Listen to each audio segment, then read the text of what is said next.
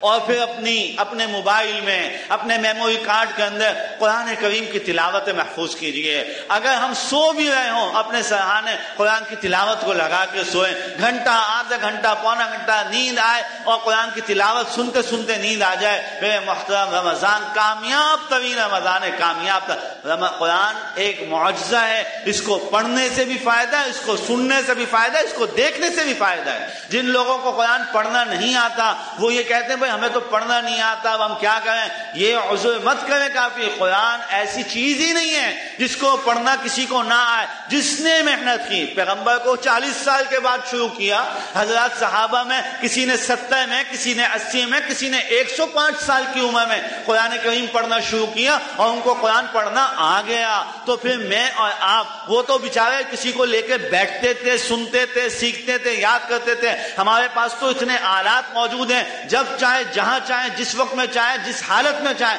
ہم قرآن سن بھی سکتے ہیں، دیکھ بھی سکتے ہیں، پڑھ بھی سکتے ہیں۔ جن کو قرآن پڑھنا نہیں آتا وہ نیت کریں کہ ہم نے قرآن کو پڑھنا ہے، قرآن کو سیکھنا ہے۔ اور میرے محترم دوستوں اور بزرگوں، وہ کہیں سے بھی قرآن مجید کی تلاوت شروع کر دیں، اس کے بعد وہ قرآن کریم کو کھول کر بھی دیکھیں۔ اس کو دیکھنا بھی ثواب ہے، قرآن کریم کو کھول کر دیکھیں۔ اور آپ اس وقت میں میرے ایک مشورے پہ عمل کرتے ہوئے اس وقت میں محسوس کریں کہ اس کو دیکھنے سے میری آنکھوں کو کیا تقویت حاصل ہو رہی ہے، اس کو دیکھنے سے میرے دل کے اندر کون سی روشنی جا رہی ہے، اس کو دیکھنے سے میری روح کے اندر کون سا سکون محسوس ہو رہا ہے۔ آپ کو خود بخود اندازہ بھی ہو جائے گا، احساس بھی ہو جائے گا۔ اگر رمضان کو کامیاب کرنا ہے قرآن کو تھام لیجئے۔ اللہ رب کریم نے ہمیں بہت بڑی نعمت اور دولت عطا فرمائی ہے۔